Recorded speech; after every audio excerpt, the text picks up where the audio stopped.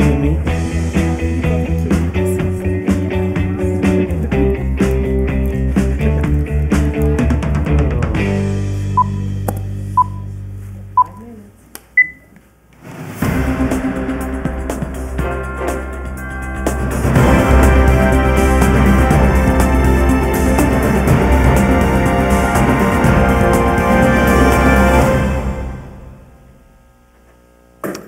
Welcome to Boulder City City Council meeting.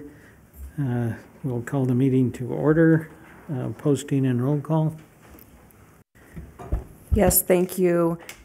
The agenda was posted in conformance with open meeting law. We have member Matt Fox absent. All other members are available here in the City Council chamber except Steve Walton, who is participating by telephone. Thank you. We will rise for the invocation. Bishop Tim Kelly, Church of Jesus Christ of Latter-day Saints, will offer the invocation, after which we'll have the pledge. Thank you. Our dear Father in heaven, we are indeed grateful to be here together. We're thankful for this opportunity that we have to participate in this representative form of government. We ask thy blessing to be upon those who lead us and those who come before us to share their challenges. Bless us all with kindness and unity. We love thee, Father. We're grateful for all that we have, and we say this in the name of Jesus Christ. Amen. Amen. Thank you. Will you follow us in the Pledge of Allegiance? I pledge allegiance to the flag of the United States of America and to the republic for which it stands, one nation, under God, indivisible, with liberty and justice for all. Thank you. In the way of announcements, there is a proclamation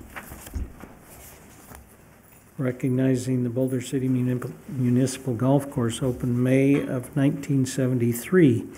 So whereas Boulder City Municipal Golf Course opened in May of 1973, and whereas the 9-hole layout opened a course with no driving range, putting green, or permanent clubhouse, and whereas even with the challenges before, during, and after the opening, there was a strong support from many in the community for the new destination, and whereas the community support has continued throughout the last 5 decades and helped spur the construction of a driving range, putting green, clubhouse, and other improvements such as an additional 9 holes, and whereas too many golfers in southern Nevada golfing in Boulder City is too many golfers in southern Nevada golfing in Boulder City is unique and special, and whereas the City Council would like to say thank you to those who volunteered their time and commitment to rake rocks off of number 11 fairway, replace irrigation heads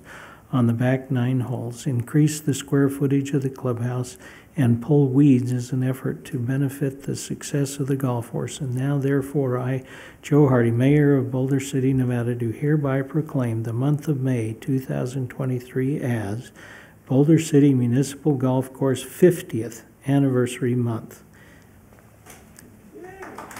Yes. I'm not sure I'm supposed to allow anybody else from the park to say something about this, but maybe it's appropriate if somebody who's been here for 50 years himself wants to say something.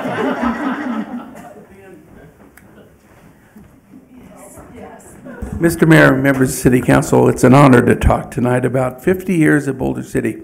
I got here in 1977, and they were operating the Boulder City Municipal Golf Course 9 holes out of a little funky little trailer over where the cart barn was sitting.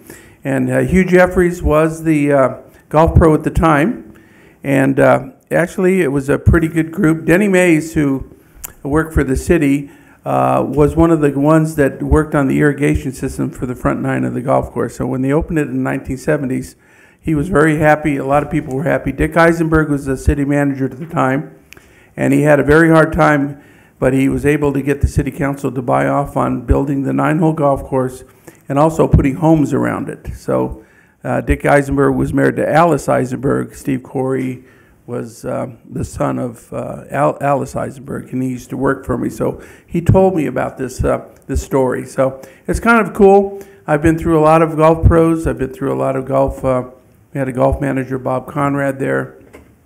We've been through a lot of highs, ups, and downs, and golf is doing very well now here in Boulder City on both Boulder Creek and Boulder City Golf Course. So we're very happy, 50 years, and we're going to be doing a celebration for 50 years for the Muni course. And also, it's been 20 years since we've opened Boulder Creek, 20 years. So we're going to be doing a celebration at the courses to celebrate 50 and 20 years at both of our golf courses. So I think it'd be very appropriate for all of us to clap for Roger Hall. Thank you. Thank you. Appreciate your investment, personal time and energy.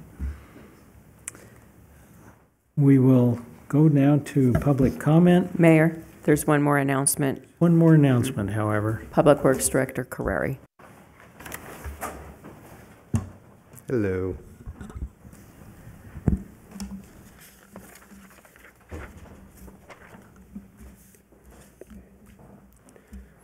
Good afternoon, Mayor Hardy and esteemed council members. It is an honor to address you today, wearing two hats that hold immense significance in my life. Firstly, I stand before you as a proud papa, representing the Boulder City Public Works Department, a team of dedicated individuals who embody the spirit of community and tirelessly strive to serve our fellow citizens. Every day, our Boulder City team exhibits unwavering commitment, delivering top-notch customer service and exemplifying the essence of our community. Their dedication is evident, resonating through the quality of their workmanship and the pride they take in shaping our community. My second is as a representative of the APWA Southern Nevada branch community. I would like to extend my heartfelt gratitude to Mayor Hardy and the council members for their unwavering support and recognition the invaluable contributions of our hardworking and professional Public Works Department. Moreover, I express my sincere appreciation to the American Public Works Association for commemorating the 63rd Annual Public Works Recognition Week. In our beloved city, it is essential to acknowledge that the provisions of robust infrastructure, impeccable facilities, and the essential services is made possible through the diligent efforts of the public work professionals. These individuals who encompass qualified technicians, supervisors, administrators, engineers, and leaders across all levels of government and the private sector shoulder the responsibility of building, enhancing, and safeguarding our nation's transportation and utility systems, public facilities, and other vital infrastructures. Without their expertise, commitment, and tireless work, our city would not thrive as it does today. These public work professionals deserve our deepest appreciation for the contribution to our community's growth, resilience, and overall well-being. The recognition bestowed upon them during this significant week serves as a testament to their invaluable role. As we celebrate the Public Works Recognition Week, let us not only express our gratitude, but also reaffirm our commitment to supporting and investing in the continued success of our Public Works Department. By providing the necessary resources, training opportunities, and conducive work environment, we empower these dedicated individuals to enhance our city's infrastructure and services even further. In closing, I extend my sincere appreciation once again to Mayor Hardy and the esteemed council members and the American Public Works Association for their recognition of our Public Works Department. Let us continue to foster a strong partnership while working together to ensure the bright and prosperous future for the great city of Boulder City. I appreciate you, I appreciate your time, and I appreciate your service. Thank you. Thank you.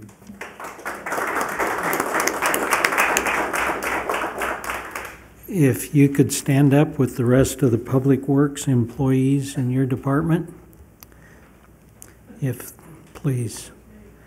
So,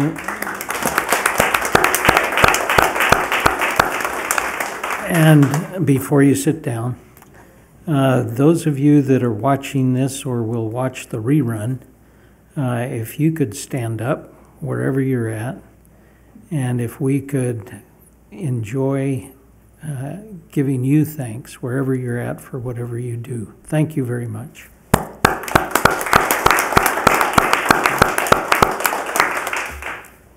Thank you, appreciate that.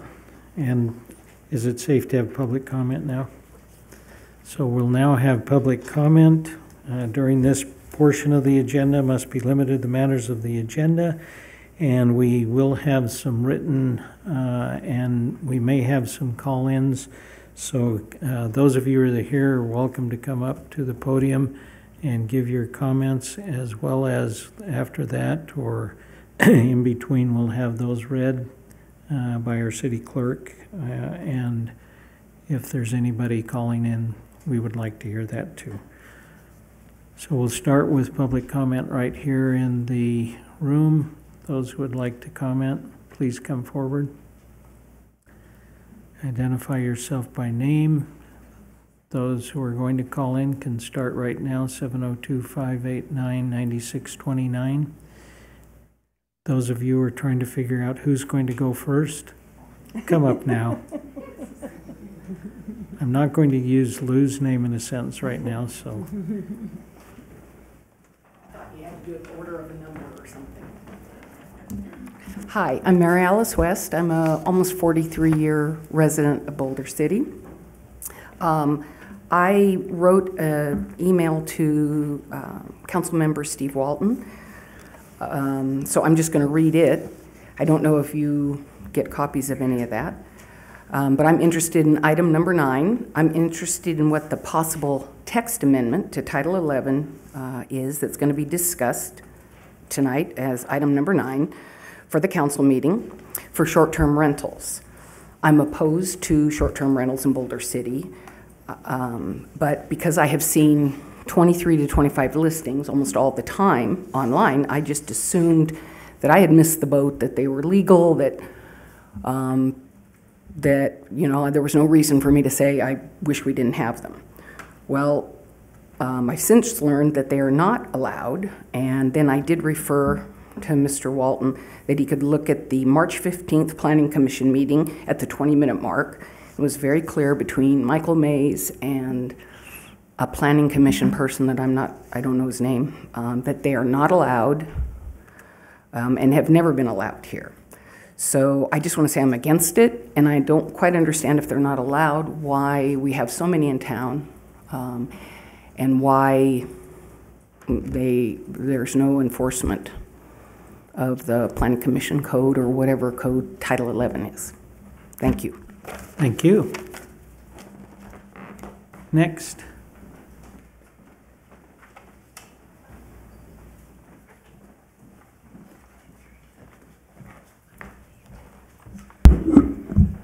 Good afternoon, Mayor and City Council members. My name is Lou Crum. I am a 19-year resident of Boulder City. I'm also a homeowner. I do serve on the Planning Commission, but my sentiments and comments tonight are mine alone. I do not represent the Planning Commission. I was going to wait for the item, but since I already sat through the presentation, I'll go ahead and make my comments now. I'm also opposed to short-term rentals for many different reasons. With that being said, I have been an owner of rental property almost my entire adult life. I've also had a rental property here in Boulder that I rented for many, many years with no issue. I had the same renter for 7 years. So I understand people's right and want to have an extra income, to have a tax write-off. I've done it myself. However, with short-term rentals, it is a different animal, and I would encourage you, if the thought is whether or not to allow it or not, if there's any question in your mind what the people of this city want, I would encourage you to put a ballot question on, an advisory question at the next election, just as we did with the ATVs being on the streets, and ask the residents what they want. I'm not a betting person, I don't gamble, but I'd be willing to bet the only people that would be in favor of it are the 25 that are running Airbnbs. And I just want to read a portion of the code because I know that there's been an issue with the enforcement of this, and I get it. The code doesn't explicitly say Airbnbs are not allowed. However, it was explained very clearly to us in the Planning Commission that if it's not a permitted use, you can assume it's not allowed. In Chapter 1-3-2 of our city code, under the definition of offense, it reads this: any act forbidden by any provision of this code or the omission of any act required by the provisions of this code. In order to have a use other than your residence, you have to apply for, if you're going to run a business, you have to apply for a business license, and you also have to apply for a conditional use permit. This has not been done on one single Airbnb. In addition, when I worked here, we had somebody report a person for offering piano lessons in their home, and that person was required to get a business license. The problem is that we are being told it's not allowed, and then when complaints come in, there's no enforcement, and that is a mixed message to send to the citizens. At the very least, there should be letters going out, and there should be the code attached, and there should be the process attached. But it's a blind eye is being turned. And, I'm sorry, you have to think of long term, and that is, how do we want our community to be? When you allow short-term rentals, it changes the fabric of our community. Our neighborhoods are no longer our own. Furthermore, you have to think about what happens if we have another recession and our housing prices tank. The people that buy up fire sales for property, and Councilmember Booth, you know this probably better than anybody, the people that come in and purchase these properties are not nice little families. Those families are laid off or unemployed. It is investors. I don't want it next to me. I like it here. I moved here on purpose. I don't want to be a Vegas. I don't want to be a Henderson. And so also, I just happened to look at that four-way test, and it says, will it build goodwill and better friendships? Clearly the answer is no. And will it be beneficial to all concerned? Clearly the answer is no. The only people Airbnb benefit are the people that own the home. Thank you. Thank you. Please come forward.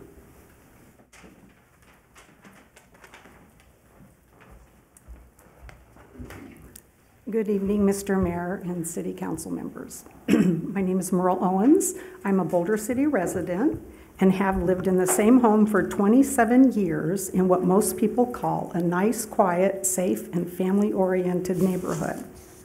I would like to voice my concern regarding short-term rentals in Boulder City. The house next door to me recently became a short-term rental. It has been my understanding for many years that short-term rentals were not allowed here. Boulder City's code enforcement officer, Patrick Richardson, stated that the current zoning law is silent on this matter. However, in viewing the Planning Commission meeting video from March 15th of this year, they clearly state Boulder City does not allow them. Several things concern me about this.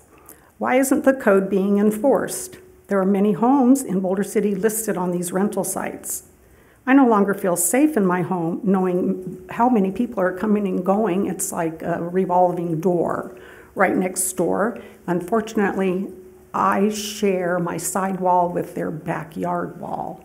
And there must be an echo chamber back there because I get the brunt of it. You can hear it on the street and across the street. But the majority of homeowners, their bedrooms are in the back, so they're not hearing it. I'm the one suffering the most. Will a short-term rental depreciate the value of my home? I know it won't help it.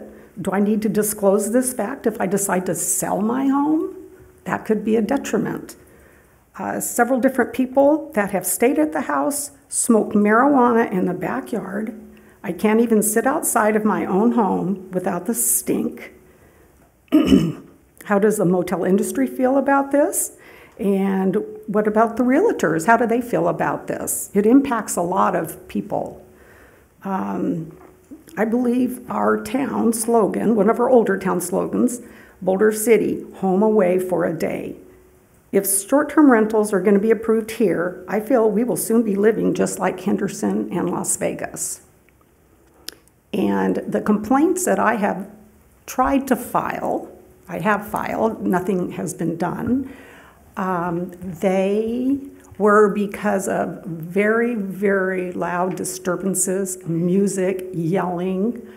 In the backyard, one instance was 11:15 at night. That's when I finally made an attempt to do something. Another one was 3 o'clock in the morning, and I thought people were arguing on my patio to my bedroom door. I was very unnerved about that. So I'm not in favor of them, but if they are going to be here, Airbnb has specific rules and guidelines. And they even, one realtor guy posted all the new rules for 2023, and he even stated, do not even go outside after 10 o'clock, just so you're sure you're not violating any codes in the neighborhood.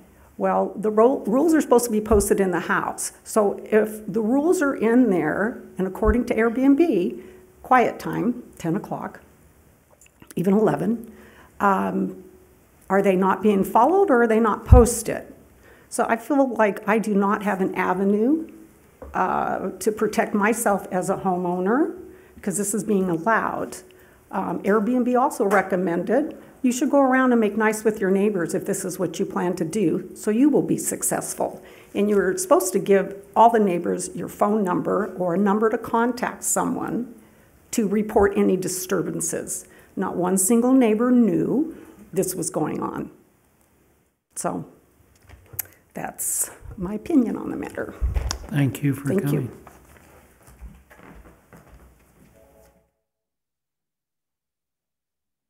Please come forward.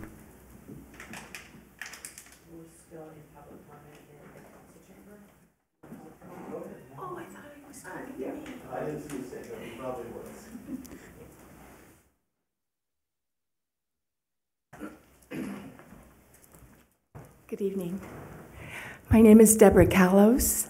I've lived here in Boulder City for about 24 years in the same house. I'm a homeowner. And I love my neighborhood. I love my community. I love being here because it's quiet and everyone's kind and our neighbors all know each other. We've raised our children up together. It's a place that I feel safe. Remember Neighborhood Watch? That was something that we all participated in years ago, where the police officers would come out and they'd talk about if you see anybody strange in your neighborhood, speak up, call in, check in with your neighbors when you're going out of town. Let them know if someone, maybe they should keep a watch out for your property, or my neighbors bring my garbage cans back. I mean, we're a real community. And a few months ago, all of a sudden, I've got an Airbnb living next door to me. No one talked to me about it. No one told me anything was happening. It just started. Cars at all hours of the day and night in front of my house. My own friends can't park there half the time because there's big trucks and other vehicles pulled up in what I consider my parking spaces in front of my home. Loud noises all day and night. It's fine to be outside and having a good time. It's getting to be summertime. There's nothing wrong with people enjoying their backyards, having, some activities, but it's loud, shouting, cursing, drinking, smoking, until 1, 2 o'clock in the morning. So I don't feel safe anymore in my own home because no longer do I know my neighbors. No longer do I know that I can pull into my driveway and go outside and get my mail and say hello to my neighbor if they come out. And I feel safe there 24 years.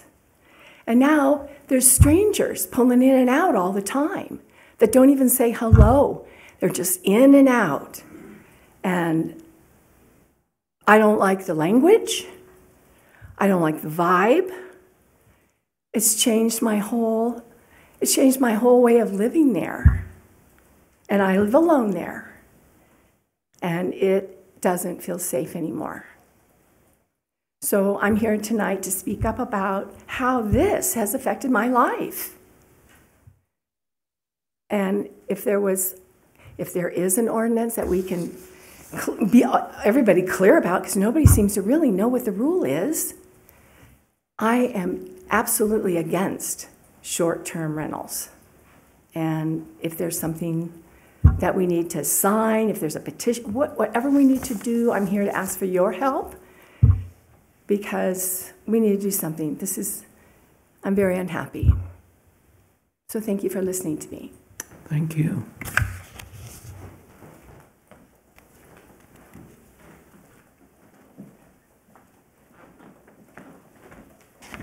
I think it's my turn, sorry. First, my name is Dane Safransky. I've been here, Boulder City, I don't know, 10 or 11 years, but I'm a fourth generation Nevadan, so my roots lay here probably longer than almost anybody standing in this room. So the moral of that really is that this is my home. This is everything that I know for generations, though. And I'd like to apologize for my dress. I had to come straight from work, so I wasn't able to maybe dress up a little nicer than I wanted to. But I do appreciate the time. I would like to start by just saying that I actually appreciate all the comments that were made so far. I agree pretty much with a lot of aspects of all of them. And as a law enforcement officer myself, if somebody doesn't feel safe, that's what our job is. Give us a call. That is exactly what we do. But I haven't heard of that being mentioned as being done yet, but I would 100% say that is the avenue you go if you don't feel safe. But I do appreciate the concerns and everything that everybody has, and I find it myself to be in agreement with many of them. Similar to what was mentioned, I actually came in here and read this four-way test, and I thought, this is similar to the Supreme Court. They like to put out kind of gauges and tests to say this is how we weigh whether or not things are legal or not. And I was going through these and I thought, this is exactly what I'm trying to talk about. Is it true? Is it fair? Is it build goodwill? And is it beneficial to all that are concerned? And then I was reading through this packet that was submitted, and I realized that the two things that are being asked of the staff to consider by you guys would be to clarify the prohibition of short-term rental units and to create regulation that would allow short-term rentals under these certain conditions. Both of those come under a negative connotation. They imply something's wrong, something's bad. And I think that's the issue, because is it true? Maybe. That's what we're here to find out. Is it fair? Well, I don't know. If we start off on a negative hand, is it fair then? So I was reading through this and I thought to myself, shouldn't we first be wondering, because I agree that all these things need to be addressed, but shouldn't we first be wondering about the impact of short-term rentals and can they be advantageous to a small community? And I think that all depends on the effective system that we have in place. I sent an email to all the council members earlier outlining what I think would be a more fair first approach that's more about analyzing all the good and the bad so that we can actually see a full table in front of us and then be able to determine, is this what's best for Boulder City? Is this what's best for the goodwill? And would it build those friendships or not? And would it be beneficial to everybody or just some people then? I think that's a fair question to ask, and that's why I really appreciate that board being on there. I didn't want to go into it in super depth because I got carried away and it's 3 pages long and it would definitely go over my 5 minute time limit. And but I would like to just point out a couple things that I think the plan would likely yield if you were taking a more open and aggressive look at the issues with short-term rentals. First, that we establish and look into their impact on, do an impact assessment, whether they are good socially, economically, environmentally, and how that all affects the community. What are the best practices that are already in place? You know, we are a small community attached to a large community. This is not necessarily a regional thing. You can look out to all the big cities that have small towns that are associated, and we can see what all of these things are doing. It's not something that has to be based off of only Nevada law or others. We just have to make sure it complies with Nevada law. We should be talking and engaging with all the stakeholders, not just some of them. And that includes the residents that live next door. That includes the residents who live down the street, or maybe they don't even live near somebody. They just have an opinion. Fair. We should definitely look into that. There should be a housing market analysis done. You know, does this increase value? Does it decrease value? Does it gobble up all the properties that are there? So I mean, we don't grow. So, you know, does this take away all the inventory from the people who live here and are trying to just move around? I think that needs to be addressed.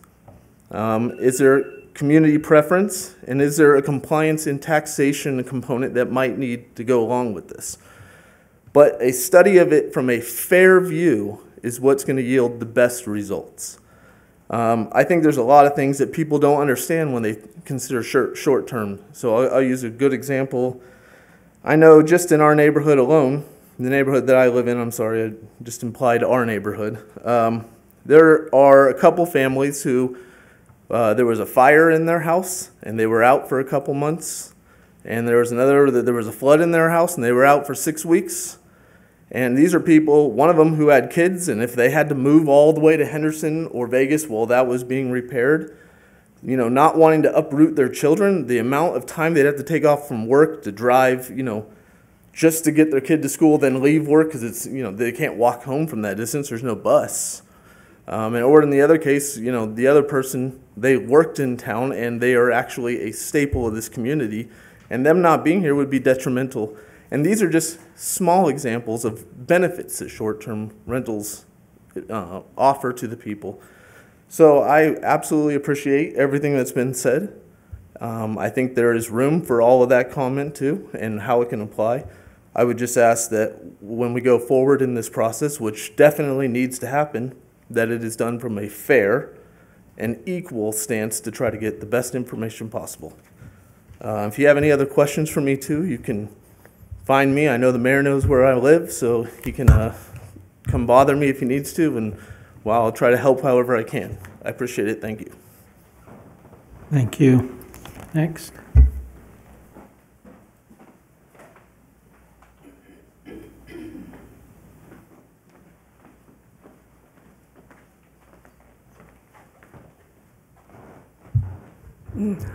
Hi, my name is Judy Moravik. I well know Mr. Hardy there. I am also a resident of the area of the house in question that most of the people are here about. And I love my neighbors. I was in a real conflicted type of scenario. Do we say anything or not to our neighbors? I definitely love them. I don't want to say I don't like it, but I really do have to stand up for ourselves. We retired here now a few years ago, so we're in the house all the time, and we are directly across the street from the Airbnb that they have.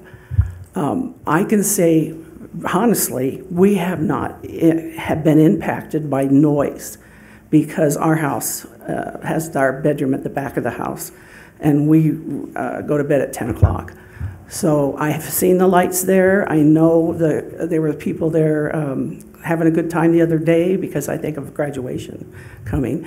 And I can see the reason. I've stayed in them myself. But I have to say that I'm sorry. I'm one of those, not in my backyard. I'm worried about the kids in the neighborhood.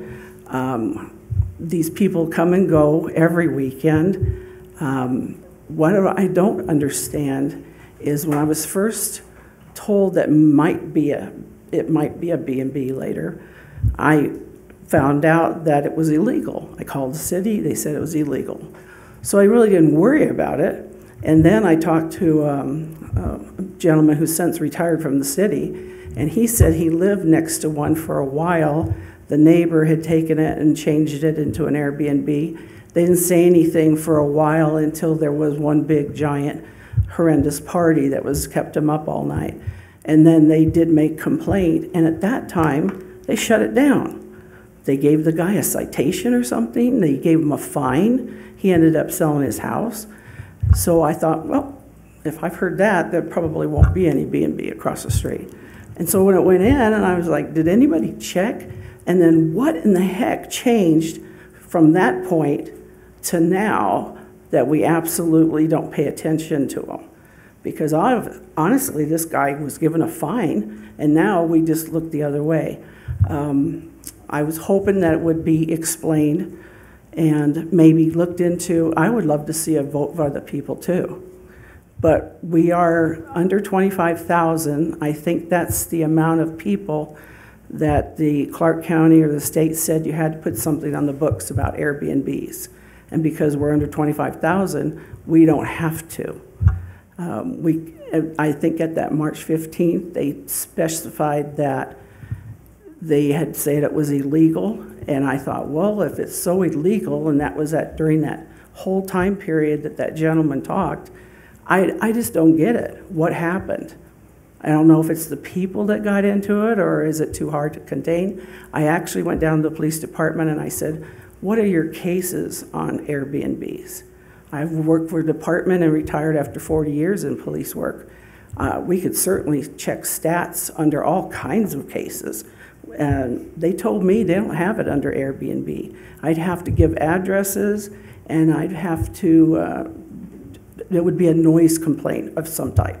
I go, well, what if it's not a noise complaint? Somebody just called and said, I don't want it, why are you guys letting it? And they said, no, we don't keep track of that. I said, well, how can we even, look into it if you guys haven't had any type of information or statistics? So somewhere we dropped the ball, and we need to pick it up and straighten it out. If it's still the same as when that gentleman got a fine, and we want to not put anything else on the books, then that's the way it should be. No B&Bs. But you can look under Airbnb, and there's at least 25 listed. So thank you very much. Thank you. Next.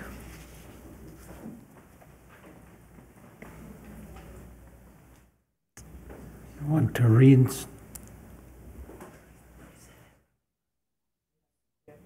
Somebody on hold. Okay. Public comment, state your name and go ahead. Jacqueline Flores. Go ahead. Hello, this is Jacqueline Flores. I'm the founder of the Greater Las Vegas Short-Term Rental Association. Good afternoon. I wanted to make my public comment on behalf of short-term rental operators in the city of Boulder. The Short-Term Rental Association is currently the largest association in Nevada, representing individual short-term rental owners. I have been given the privilege to speak on behalf of SDR owners and advocate for a change in regulations within Boulder City.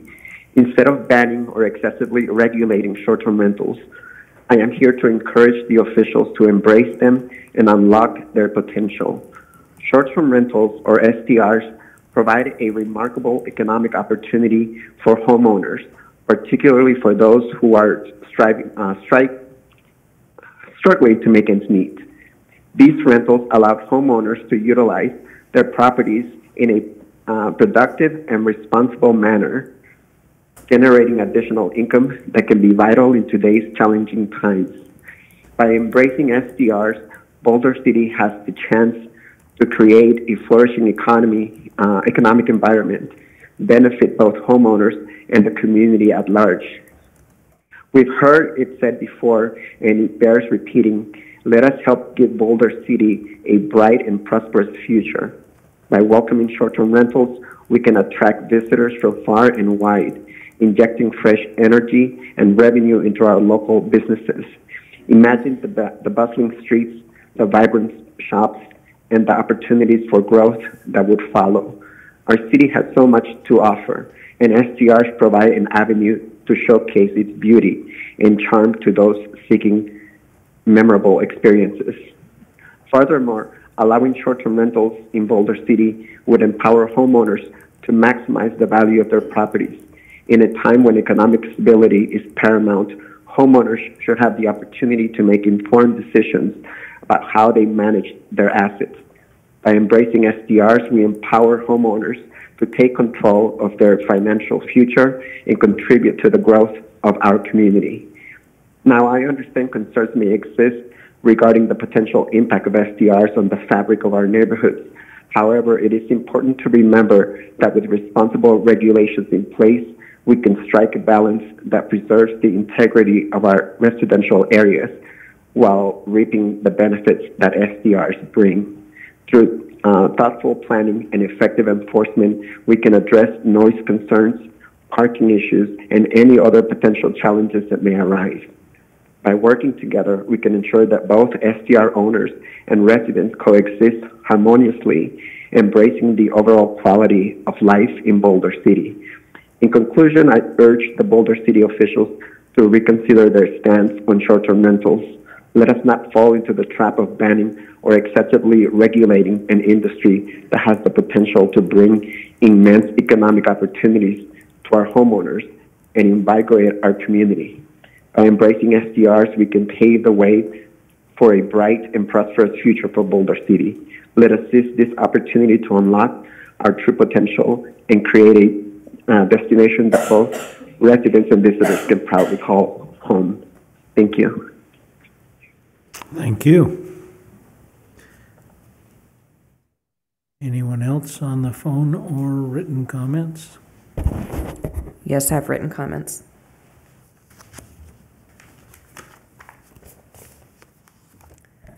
The first public comment I received is from Lauren Safransky.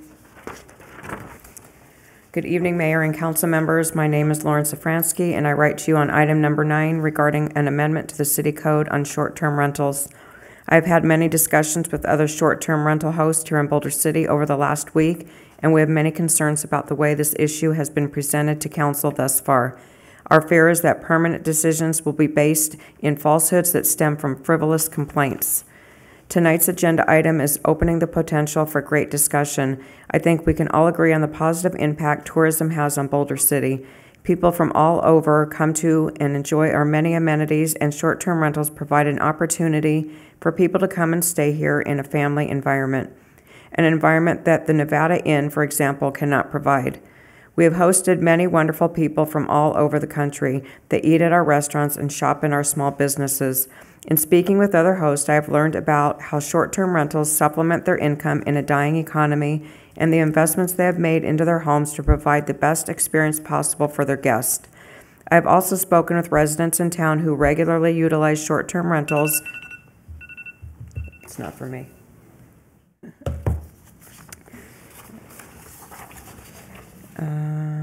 Sorry. I've spoken with residents in town who regularly utilize short-term rentals when their families come to stay. Additionally, it has been brought to the attention of myself and my family that one of the homes we own has become a topic of discussion amongst yourselves in regards to a complaint from a neighbor.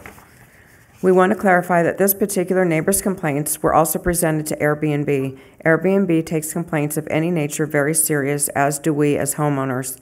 It is worth noting that they conducted an investigation into the complaint and found that no community guidelines or rules were violated by any of our guests.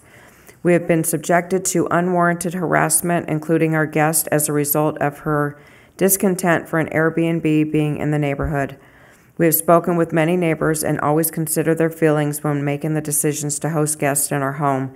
After speaking with our neighbors, we were told that she has tried to recruit them to write negative letters to you all about this issue. However, most have declined her request as they have not had a bad experience with our rental. It is important that one squeaky wheel does not tarnish the benefits of short-term rentals and cloud the benefits these short-term rentals provide to our city. Lastly, our goal is to work together with the other hosts in town to create a group here in Boulder City in which we can work collaboratively in creating a presentation for the council to consider when addressing this issue moving forward. We look forward to the opportunity to work with all of you on this issue. Thank you for your time and consideration. Next written comment was submitted by Laura Soul. Good evening, Mayor and Council. I want to express my support for keeping short-term rentals such as Airbnbs in Boulder City. I believe they provide a great benefit to our community, and I would like to see you work towards a resolution for them to stay here in town. I believe there is an opportunity here to create a win-win scenario in which short-term rentals can stay while being regulated to ensure that any concern from residents are properly addressed. Thank you very much. Next comment was submitted by Jennifer Bowden. I started doing Airbnb with my primary residence about 1.5 years ago. I'm a single mom and had been a teacher for 10 years, but value having more time with my own kids and freedom and flexibility in my life. I have friends in other states who have been doing Airbnb for years, and it had great success, so I decided to try it. Being an Airbnb host has changed my life financially as well as personally. I've met and hosted some amazing people from many different states and countries. I spend a lot of time vetting my guests and communicating with them before their trips because a lot of the time I am staying on property in a separate area of the home. I read their reviews and make sure they are a good fit for my home and my neighborhood. All of my neighbors know that I do Airbnb and have been very supportive, kind, and even helpful at times. Being an Airbnb host has me keeping up with my own home maintenance and landscaping on a very regular basis, so my curb appeal is always on point. I only allow small groups of up to 6 guests as to keep down on noise and disturbance. I have my home covered with insurance specifically for Airbnb, pay taxes on my earnings, and know it has greatly helped the Boulder City commerce. Many of my guests leave raving reviews about places to visit in the city, restaurants they love, recreational experiences they have, and that Boulder City and my home are so quaint and such a special place to visit. I also received many reviews from people who are traveling with families with odd numbers of guests or elderly parents that cannot get into hotel rooms comfortably or fit into one room. They are grateful for the price and space I offer so they can afford to take vacations with their families. Airbnb hosts provide a secondary option for travelers in Boulder City to have a comfortable home-like stay as they pass through. I've had repeat guests who loved their experience staying in my home and wanted to return again. Boulder City is truly a gift to people, especially because so many of our homes and our communities are historic. People want to share that with their families. I provide something they value, and they provide something I value. It's a win-win. Next comment was submitted by Travis Schur. My wife and I own and operate several short-term rentals in Henderson, Nevada. We have hosted over 1,300 families with an average rating of 4.88 stars. We own a second home in Boulder City and like to share our house with fellow travelers. Since being a superhost on the Airbnb platform since 2016, we've been involved in different cities getting reasonable licensing procedures in place. We employ a team of people from cleaners, handyman, 24 property surveillance, 2 full-time assistants in handling all communication and issues that arise at the properties. I feel we can be an asset to help Boulder City putting a path forward for fellow homeowners to get licensed. This would be a plus to the city and local businesses along with increased tax revenue for the city. In the city of Henderson, the platforms submit the tax directly to the city on a monthly basis and is a very streamlined process. We have heard from several of our Henderson guests on how they would like to stay in Boulder City versus having to put their boat in the lake and travel outside the city just to rent a house. In closing, short-term rentals with reasonable regulations would be a plus for the city and the local tourism that would directly benefit the local community and government.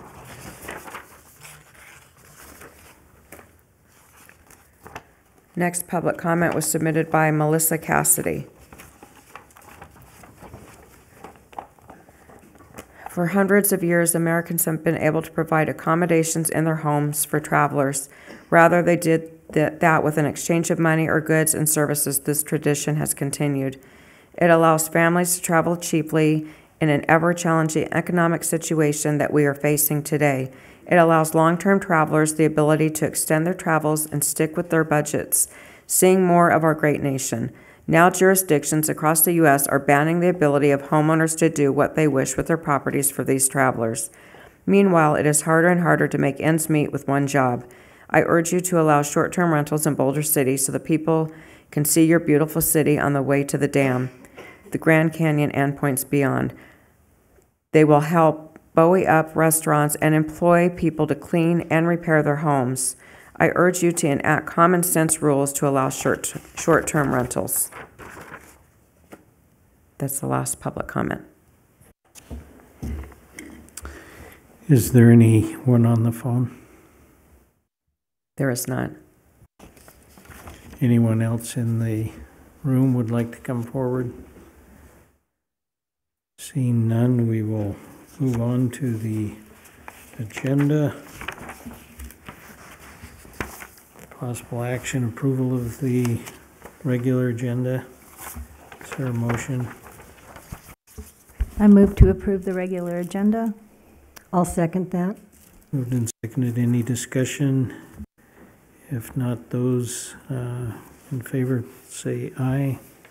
Aye. Any opposed say no. It's unanimous for all the people here or on the phone. And for possible action, approval of the consent agenda. Is there a motion to approve the consent agenda? I move to approve the consent agenda. Is there a second? I'll second that. Moved and seconded to approve the consent agenda. Is there any discussion?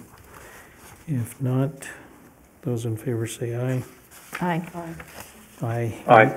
Any opposed say no. It has been approved unanimously with one absent. Regular agenda, we need an introduction for bill number 1959, an ordinance of the City of Boulder City to amend Title 11 of the City Code regarding landscaping standards within chapters 23, 25, and 39. Is there a motion to introduce? I make a motion to introduce bill number 1959. So And waive the reading except for title.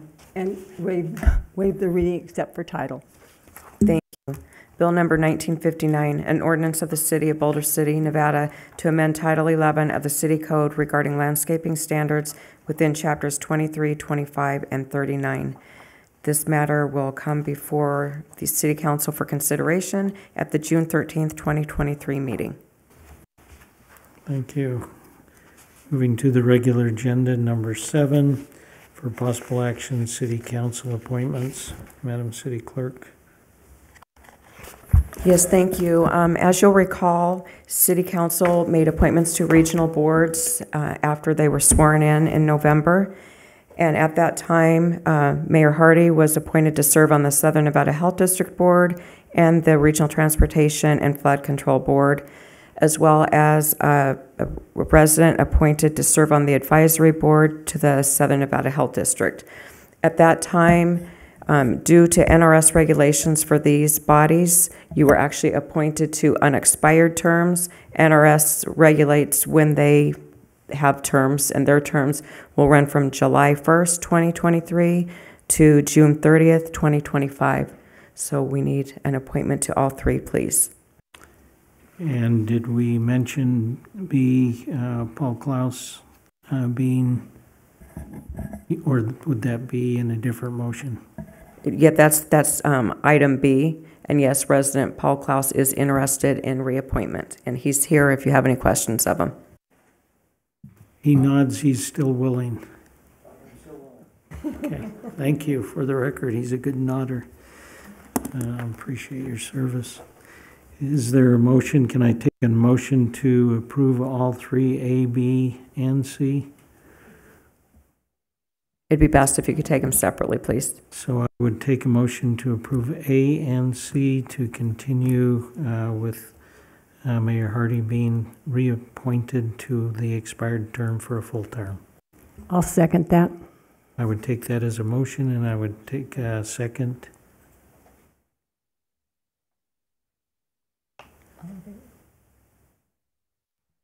Are you saying that's the second? Wait, Councilmember Jorgensen? Oh, you'll take that as a motion? Yeah. I will second that. It's been moved and seconded. Any discussion? All those in favor say aye. Aye. Any, Any opposed, say nay. It's been unanimous with one absent.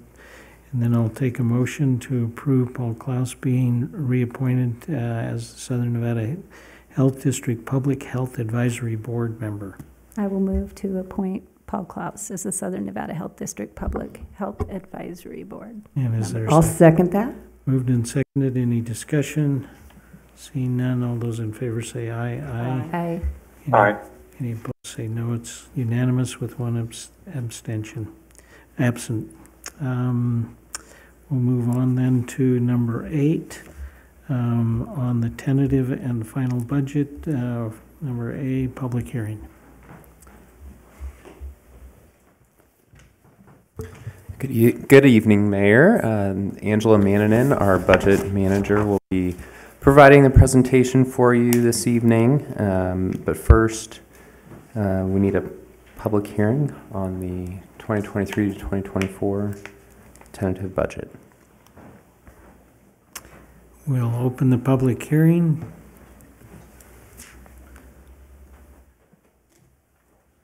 Anyone on the phone or written? Phone 702-589-9629.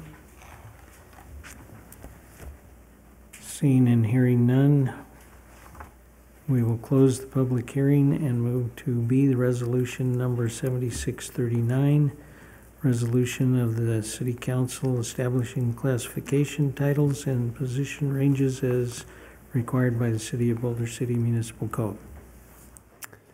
We'll go ahead and start with the full presentation and then move forward with the... So we're back on A. Yeah, so we'll start with the presentation. Man, I'm trying. And then move forward with the resolution and approval of the budget. We're back on A. Budget. Go ahead. Okay. Angela Mannanen. So this is our fiscal year 24 budget. So just to start with, the budget is a financial plan. It is not cash. The Boulder City is conservative in budgeting both our revenues and expenses. We err on the side of caution.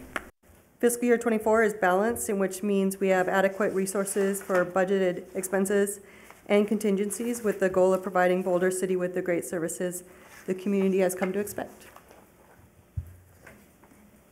Starting with the general fund, budgeted revenues are $38 million, and of that, 40%, or $15.4 million, is our consolidated tax. 12.6%, $4.8 million is our charge for services, which 3.8 is coming from our golf courses. The other large portion, the second largest portion of our revenues is our rents and royalties. At 35.3% is $13.5 million, which is our lease revenues in the general fund.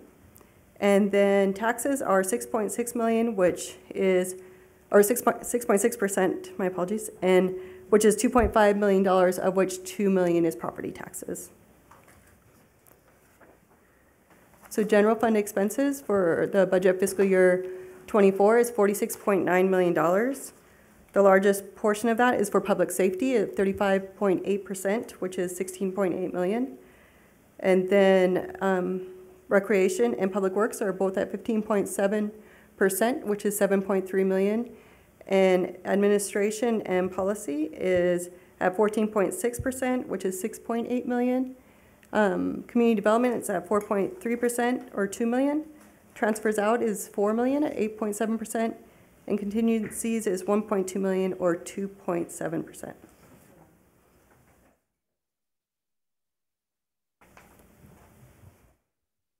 The fiscal year 24 budgeted revenues are $38.2 million, and the fiscal year 24 budgeted expenses are $46.9 million. So of the budgeted expenses, $4,071,000 are the transferred acquisition improvements for capital improvement projects. $1,250,027 is for contingency, which cannot be spent without voter approval. And there's $568,326 for software licenses, which is an expense but a non-cash expense due to an accounting change. GASB 97 has show our liability of long-term software contracts. Removing non-cash transactions, contingencies, and transfers out for capital projects reduces the annual expenses in the general fund to $41.1 million. And of that, there is some one-time expenses in there, so there's the municipal code for $500,000. So some changes since we met last to discuss the budget. We received our pool pack next year contract, and it did increase. And it increased $62,000 for utilities and also $83.1 thousand for risk management fund. The risk management fund budgets the fund balance, so that's not a change in the total, just a change in the category. And the redevelopment fund, the RDA facility improvement project, increased to $4.1 million. For changes in classification and compensation, the only new funded position is the tree technician. We also reclassified the graphic designer, web editor to a media coordinator. And all other changes that you see highlighted are just title changes and do not have any raise associated with them. And here we are. We met several times to discuss the budget, and hopefully today it's the final budget adoption, and I will mail it to the state by June 1st. Happy to answer any questions. Any questions?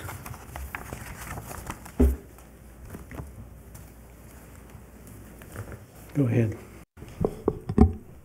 Just maybe a comment that I know that staff's already heard from me. The difference between expenses and revenue is significant, not in the favor that I like to see myself, especially when staring at my own personal home budget. And so when staring at this, it also is concerning. I have had the opportunity to speak one-on-one with you, and I really do appreciate it, and the explanation of how it doesn't work exactly like my checkbook at home, or whatever we want to call it now, because we don't really write checks. Giving me some peace of mind concerning it, for sure. But in recognition also that I think that we need to take a good hard look at making those numbers as realistic as we can, so that when we are approving something of this nature, we know that we are not approving something that is, for lack of a better word, a shot in the dark in my mind. And I know it's not, and you've been doing this for years, but for me, I would like to see at least numbers that are reflective of a closer, balanced nature. An $8 million difference, even with the budgeting for taking out, just like you said, and you did a fantastic job explaining it to me so that I could feel comforted in the idea of looking at our budget and recognizing that we most likely will be in the positive, as we have been every year since this has been happening. But I think for me, and maybe for the general public, it's a little more comforting to know that we're not truly $8 million out from what our revenue is. So just a comment. Thank you. Would you like to respond and say how one is like this and one is like this, except this one's going to be like that, and how we're going to get there? Yeah. So we're conservative in our revenues and our expenses, and the budget is strictly to make sure that we have the resources for everything we have planned for the year. So it's not the 5-year plan, it's just the budget, and it's just showing that what we're presenting, we can afford. And so our revenues, any contract that's not signed, any grant that is not 100% guaranteed is not included. So we know, well, we always hope, and the history has shown that our revenues have come in higher and our expenses come in lower, because we're going to expect that everyone's going to come to work every day and no one's going to leave the city, and we're not going to have any vacancies. But we know that's definitely not the case. I will also add that we do have to budget per state law for any funds that we might have to spend throughout the year. If we don't, we would need to identify a new revenue source that money's coming from. So we do budget for a contingency, we do budget emergency funds and other things that definitely will not be spent, but if we needed them, that's the mechanism that we're able to do that, by budgeting those funds. Boulder City is a really interesting municipality because we operate on a cash basis. We only have one loan on a water line and can't take out debt over $1 million without going to the voters. So we do operate on a cash basis, which is completely different than other cities, especially in the Las Vegas Valley area and southern Nevada. But that is one of the reasons that we are budgeting those emergency funds. So if we need them, we can spend them with council approval. But the city's financial condition the last 4 years since creating the special revenue fund, the special funds for like extraordinary maintenance, for the vehicle equipment replacement fund, the risk management fund, things of that nature, the city has put money into those funds, but also budgeted fund balance cash that we have on hand for the next year's budget. And that includes the transfers to those funds. So it's kind of almost moving the money to the different pots. And then if you look back throughout the history of the city, we do have unexpected revenue every year, even during COVID. So that's just a little bit of perspective. Thank you. I just wanted to thank you for that. That's the explanation given to me, and that was helpful for me to understand, and I'm hoping that it's helpful for those who are at home or those who are here, those who are looking at these numbers and recognizing that, as I am, that even with the approval of this, that the outcome most likely will be what it was in the past. And I like that explanation that you gave. And I think for me, when I know that we have to work on a cash basis and we're not allowed to really incur debt over $1 million, that means that it's important that we have some cash on hand to be able to deal with those things that might come up for our community. So thank you for that explanation. Mr. Mayor? Go ahead. Steve Walton on the telephone. So I appreciate the effort put into our budget, all that our city finance department has done. Great work. City manager, thank you for overseeing that and for providing that commentary. And ultimately, when it's time to vote, I'm in favor of all that we're doing appropriately. We really watch our finances great. All that said, on paper, it appears as though we're asked to approve a budget that is out of balance. And I know that it's not, and I know everything that the city manager just said is correct, and I agree with it.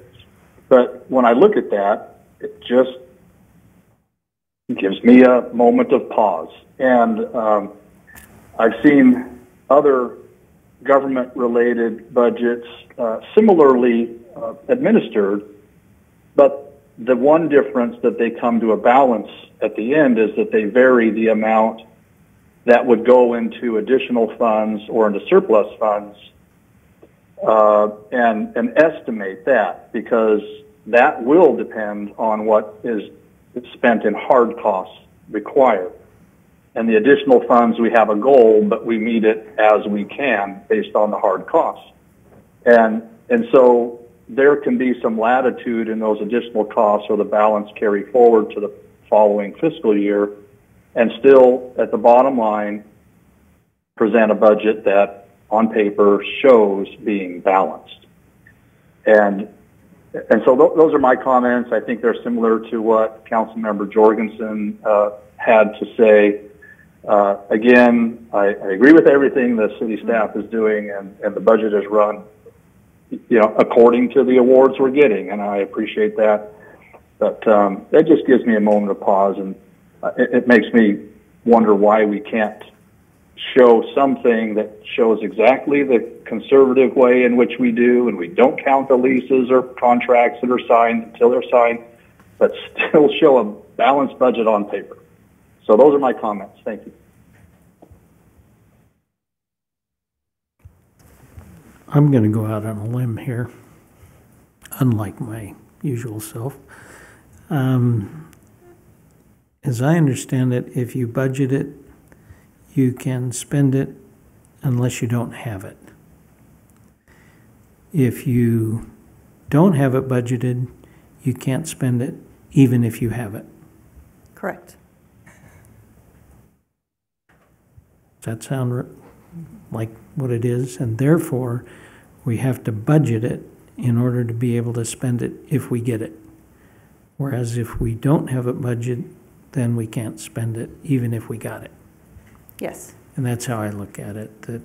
So the budgeting has to be generous enough to be able to do the things that we're going to do with the anticipated revenue that we're going to have. And if we don't get the revenue that we're going to have, then we look at living within our budget even less. So we won't spend what we don't got, and therefore, even though the budget is more, and I recall being in a position, I'm telling a story now, when I was over an ecclesiastical unit, and we came to Christmas, and my people said, well, it's in the budget. And I said, well, it may be in the budget, but I don't got it. And so all of those things that you wanted for Christmas, you're not going to get because we don't have the money. And they said, well, it's in the budget. I said, just because it's in the budget doesn't mean we got it. And that's the reality of budgeting. Just because you budget doesn't mean you got it, and therefore you have to pull back and not do anything. So that's so we aren't committing to spend as much as we're committing to spend if we can. Is that an accurate way to say it, Mr. City Manager?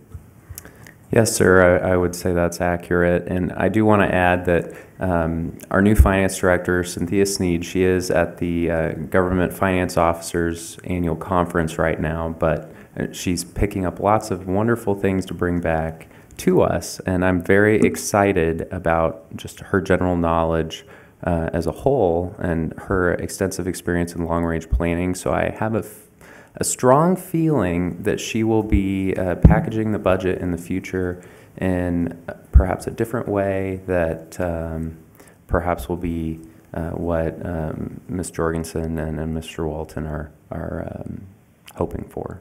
So. And I appreciate what Councilwoman Jorgensen and Councilman Walton are saying. We all have that feeling of, what is it that we're doing and how are we doing it? But in the accounting world, that's what you do. And so we are grateful to have people who can understand it well enough that we know we're not stepping out of bounds with our potential and still staying within our potential by making sure that we can use what we have. So are there any other comments? I have none. Go ahead. Are we on B yet? Yeah, we're on B. Are we on B yet? I think. Did you have a slide?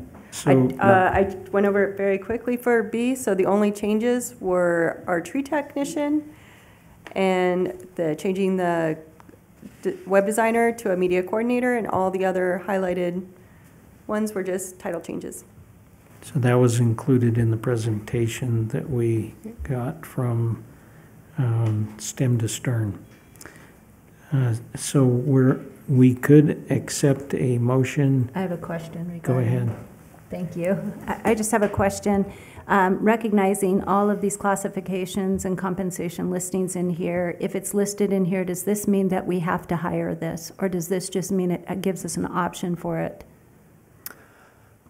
It does give us the option. So there have historically been positions in here, one of which is actually going away, that have been in the classification compensation listing and have not been filled before. Yes. For instance, I just want to know, do we have flexibility within, so say if you have a department or an area where it's an enterprise fund, for instance, the airport, and you have a position in here, do you have to fill that position if we recognize that currently we need to maybe take a look at the expenditures versus the revenue in that area, because it recently came to our attention that it could be a little out of balance. Yes, absolutely. So currently, I'll use that as an example. So I've been evaluating the operations at the airport through our listening event that we held with, I think we had 51 people there, stakeholders from the airport, listen to their concerns, but also looking at, the administrative areas, job descriptions, the tasks that each employee does, and it is a 24-hour operation. But I do take those points seriously from the residents and customers. So yes, that has not been filled yet. It does appear that position specifically would actually, it does a lot at the airport because of the billing, the handling various tenant relations, the sending of communication, the 24-hour monitoring of the fuel system, things of that nature. But it has not been filled yet and is currently on hold. So if we leave it in this classification and compensation listing, does that mean then it's mandatory to be filled, or could we still hold off and see if those responsibilities could be spread to the other employees, thus saving us money in that area? Yes, it could continue to be held. It would be at my discretion.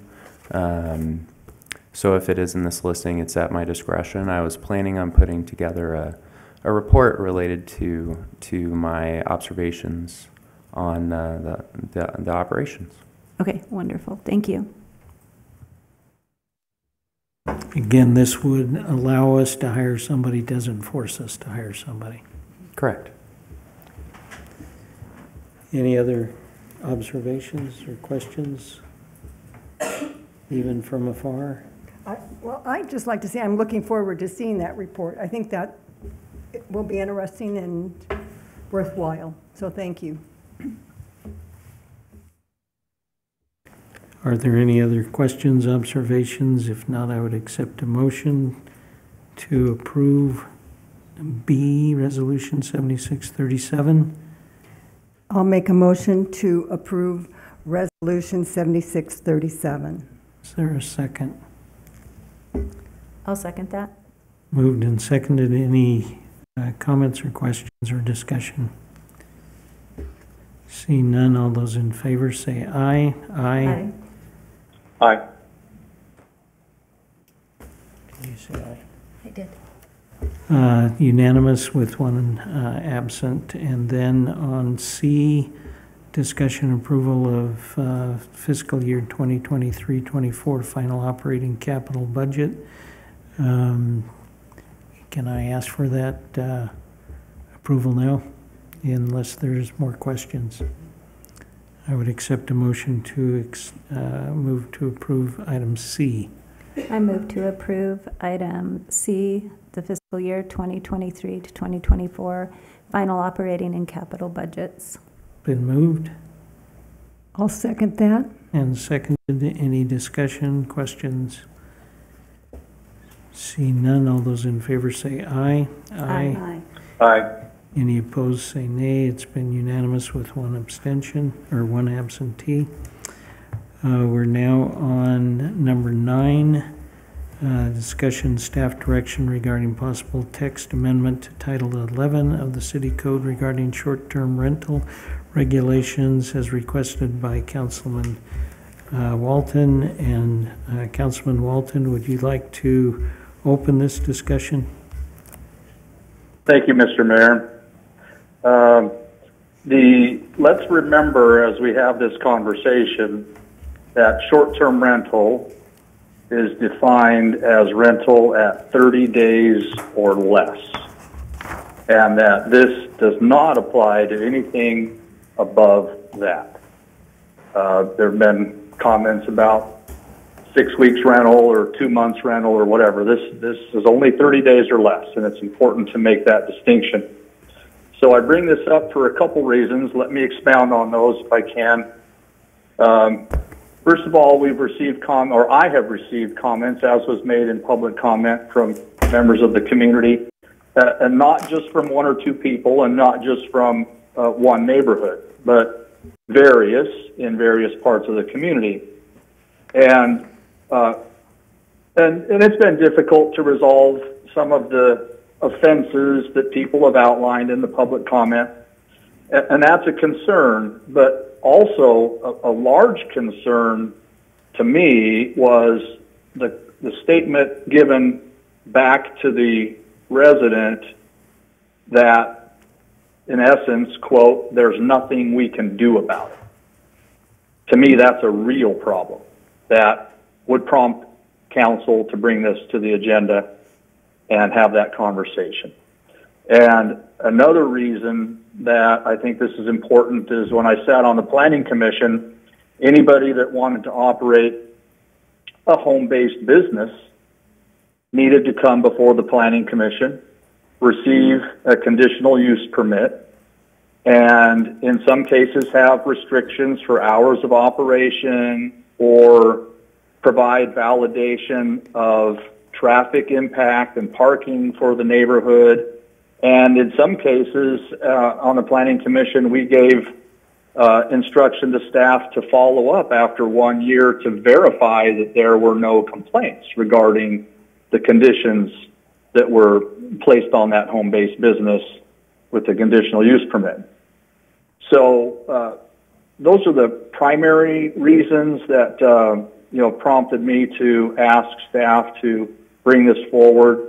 I'm not suggesting with doing this that I have a favorable or unfavorable position necessarily towards it, but that I think it's finally to the point where we can't ignore the issue. As we know, it's going on in the community. I'm a little bit surprised by people who express knowledge and understanding of business licensing processes, yet know that there's not a licensing process in our community, but go ahead and operate as a business anyway. That makes me wonder why they would do that, and causes also a bad situation for our community, that they're not licensed and they know they should be, and there's not a way. And so in speaking with the city attorney, what can we do about it? And well, they're not allowed, because the ordinance, as was quoted by an individual in the public comment, they're not allowed because they aren't explicitly stated as allowed in our ordinance. Yet on it goes. Again, I don't think that's a good condition for our community. I think as we have this conversation, there's a lot that we can consider, as many people have mentioned already. I'll save us the recitation of all those that have already been given. So I'll conclude my initial comments there, Mr. Mayor. Thank you. Thank you. Other comments?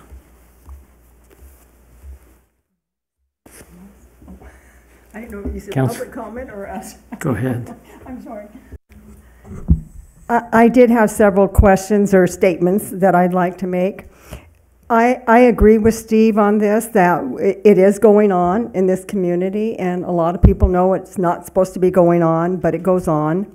So how do we handle that? First of all, I think we're kind of putting the cart before the horse, because the problem is we do not have a process in this community to do anything should they continue to run these Airbnbs out of their home, because we don't have a process where we can, I think we can find somebody. I may be wrong there, but I don't think we have a formal way of shutting somebody down. And until we have that process in play, and I just did talk to Brittany before our meeting, and she said that she could have something in play by August, which would be a way for somebody to bring somebody forward, and then if the neighbors were saying they're not complying or whatnot, have that hearing process and be able to move forward that way. So to me, it would be really important to be able to sink some teeth into this, and so we don't have that in process yet. It's just like, and this is a real easy one, the garage sales. You're not supposed to have a garage sale in Boulder City unless you get a permit, and nobody gets a permit. They're all over the place.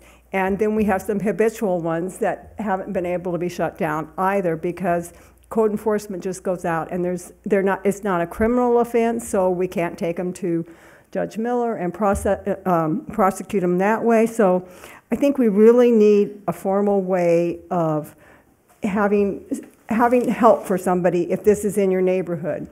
In reading the packet, I did like some of the things that they did say about you only allowed to have one every so many thousands of feet or hundreds of feet, so that there's not one in every neighborhood. Because Airbnbs are investors. They're not property owners that have the same interest that a family that's living there and going to school has that somebody else would have. So it's an investment property, those persons. And so it can disrupt a neighborhood. And so I like that process, but I really think we should have some kind of process where instead of us just talking about it here, we had a little bit more community involvement and a little bit more information out in the community, get a little bit more feedback than what we're seeing tonight. And I'd like to know the process in which we would handle these Airbnbs, and will we be able to shut them down should they have them. So that's kind of where I'm at, is I'm open to talking about it, but I'm really not open to moving forward until we have a process in play to handle the Airbnbs. Yes, thank you. So a couple things here. Agreeing with Councilman Walton that status quo for right now is not going to work anymore, and that we actually do need to address this, and it needs to be looked at, because having nothing on it clearly hasn't stopped it or made it be done correctly if it is happening. So the process needs to be looked at. Yes, no? Oh, I'm sorry. I just wanted, yes. So, Michael Mays is here to give a presentation that will really help frame the issue as well, and highlight what other local jurisdictions are doing to address this. As has been stated, I want to give a little bit more clarity to the barriers to enforcement. The Airbnbs are not allowed by our code, so it is the city's position they are prohibited, and the city does enforce that. We do send letters to those complaints that we get, and we let them know that this is not allowed in our code. The issue with enforcement is that our code does not contemplate civil penalties. There are only criminal penalties. And so with something of the nature of a zoning violation or a business violation, those can be enforced criminally, but it tends to be better to enforce those types of things civilly. Most jurisdictions have civil administrative enforcement mechanisms. So completely unrelated to short-term rentals and not agendized today, but city staff is working on an update to our code to allow for civil enforcement of our zoning code. So unrelated to short-term rentals directly, staff is working on an update to allow for a civil enforcement process, which is what Councilwoman Booth was referring to earlier. So I just wanted to provide that background and context to help. Thank you, Brittany. Yeah, thank you, City Attorney. So with that being said, I listened to everyone who came tonight. Clearly, there's two sides to every story. And sitting up here, only hearing some from both sides, I liked the original idea of there being more input on it, to be honest with you. And I don't know if that comes in the way of a town hall, if that comes in the way of a vote, as was mentioned on a ballot. But placing this, what do we want in our community? And is this as members of this community, is this something that we're open to? And if it is something that we're open to, and this is something that we would like in our community, then I want it to have the regulations that would help it to fit into our community, be fair to all, as was mentioned, to look at our four-way test. So I have had access to the information that you'll be sharing with us, Mr. Mays, and I look forward to others seeing it too, because I believe it was helpful in that process if we move forward in that direction.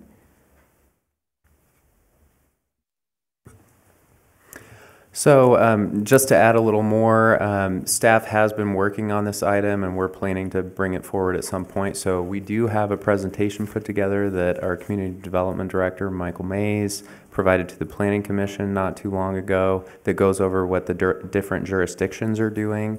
And upon council's direction, I would definitely be happy to move forward on some type of public engagement campaign. We could do a town hall, we could do a survey. You also could look at implementing measures now, either regulating or not allowing the short-term rentals to provide relief to some of the people that may have interest in their property or something of that nature. But if you were looking at doing a ballot question, just that would take a little longer. So if you were looking to do a ballot question, I would recommend looking at least putting something in place so they're, have a business license that could be revoked or something like that if there was an issue in the meantime. Can I ask Taylor something? Go ahead. I'm sorry. You just mentioned staff's working on something. What is that something you're working on? We were working on bringing an agenda item to you, which is what Michael is going to do right now. Okay, I thought you were doing something different than, okay, thank you. I get the impression that Mr. Mays is going to give us something right now. Good evening, Mayor Hardy, members of the City Council. Yes, I do have a presentation for you and the public. So I'm going to skip over some of these slides because they've already been stated by the council and staff previously, including definition for short-term housing for rentals and the current status of prohibition of short-term rentals within Boulder City. The impetus for the other jurisdictions in the valley really came from the legislature in 2021. This was AB 363, which required all the jurisdictions within Clark County, except communities with a population of less than 25,000, to put into place regulations that would allow for short-term rentals. And so I just wanted to briefly highlight the various aspects of those regulations in the other jurisdictions, starting with the City of Las Vegas. They require that in order to have a short-term rental, the applicant must go through a conditional use process. Just like in Boulder City, we have uses that are permitted, which are allowed to proceed by right, and those that are conditional uses, which, because of the nature of that use, requires a public hearing before the Planning Commission, notice to surrounding property owners, to let them know about the proposed use, which gives those property owners an opportunity to weigh in on the proposed use in that location. And so Las Vegas does require that for short-term rentals. They require that the short-term rentals must be owner-occupied. You've heard about short-term rentals. Sometimes you have the opportunity to rent the entire home or just a bedroom within a home. And so for Las Vegas, they require the owner to reside in the property in which a short-term rental is being rented. They limit the number of bedrooms of that dwelling to 3, and they set a minimum distance of 660 feet between short-term rental units. They limit it to overnight occupancies, don't allow for weddings or parties for short-term rentals. They also have a noise regulation that states that if there's noise emitting from that dwelling beyond 50 feet, that is violating their regulations. Moving on to Henderson. In Henderson, the short-term rentals are permitted by right. So they don't have to go through a conditional use process. But they do limit it to single-family homes and condos. And I do want to point out that that is a regulation that is universal among all the jurisdictions in Clark County. So they don't allow it in apartments. They don't allow it for mobile homes or for RVs, just single-family homes and condos. Requires annual registration. In Henderson's case, they require a minimum of 1,000 feet in between short-term rentals. Must follow their noise standards, and if they receive verified complaints against a short-term rental, that can be the cause of the termination of their license. Also provides a maximum of 5 units that a single owner can own within the city of Henderson. Moving on to North Las Vegas, also approved through a conditional use process. They limit it to 660 feet between units. They have set their decibel maximum to 65 decibels for a short-term rental, and the short-term rentals must have monitoring equipment installed on site to ensure compliance with that decibel reading.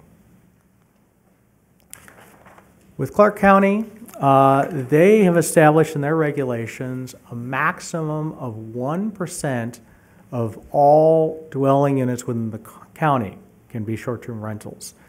They also require a minimum distance of 1,000 feet between units.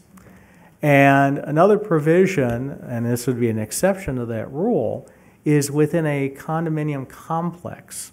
Obviously, it'd be very difficult to separate short-term rentals at 1,000 feet from each other. So what they say is a maximum of 10% of the total dwelling units within that condominium project can be short-term rentals. Staff did provide in your packet additional resources that help to explain what short-term rentals are and how other jurisdictions have regulated them. And with that, I can answer any questions. Any questions? Go ahead. Mr. Mays, on the owner-occupied, can you explain that a little bit more to me? Does that mean the owner has to live there and the owner has to be there while it's being rented? That is correct. And do you don't have any reason why Las Vegas decided to go no more than 3 bedrooms? I have to ask the city staff as to why they had set that limit. Okay, thank you. Any questions on the phone? Okay. Thank you, Mr. Mayor. No, I don't think I have any questions of Mr. Mays. I have some additional comments, but I'll wait until we pass the question phase. Thank you. Okay. Go ahead if you have something. I've got a list. I was just wondering, I know that there was some litigation regarding this that we were kind of waiting on a little bit. You had mentioned prior. Can you please give us a little more information on that? Yes, that's litigation with Clark County, and it's my understanding that at this point it has been appealed to the Nevada Supreme Court. But certainly direction that would be provided by the council on this matter, I'd be working very closely with the city attorney to be evaluating whether that litigation would have impact on an ordinance that would be considered for Boulder City. And I would want to reiterate that regardless of the direction that council provides to city staff, the appropriate process to consider either regulating short-term rentals or explicitly prohibiting them would be an amendment to Title 11 of the City Code. And that's direction that would be provided by the council to staff to undertake that text amendment. And any text amendment to Title 11 requires a public hearing before the Planning Commission so that the Planning Commission has the opportunity to evaluate those proposed ordinance changes, hear public comment regarding those changes, and then providing a recommendation to the City Council, which would take final action on that.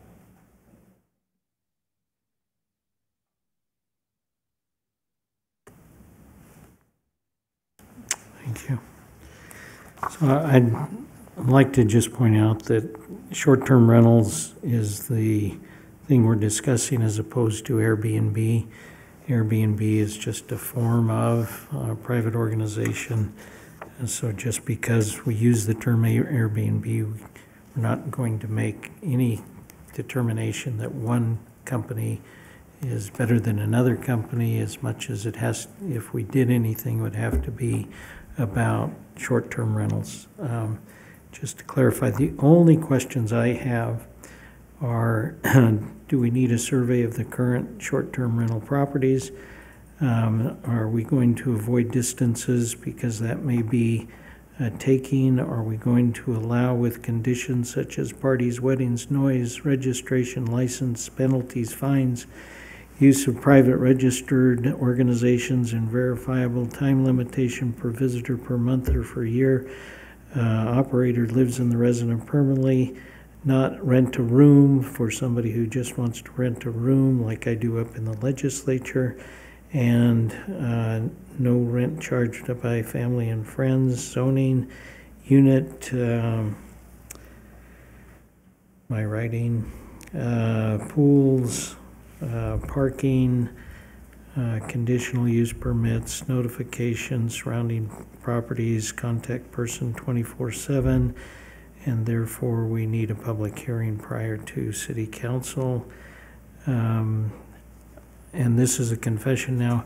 As a legislator in the Senate, when this came up, I am grateful that, and I envision this process that we're having right now in Boulder City, that I wanted Boulder City to make its own choices, what we wanted and what we didn't, instead of having the legislature impose upon us anything. And that's why I proposed to and was able to get out the 25,000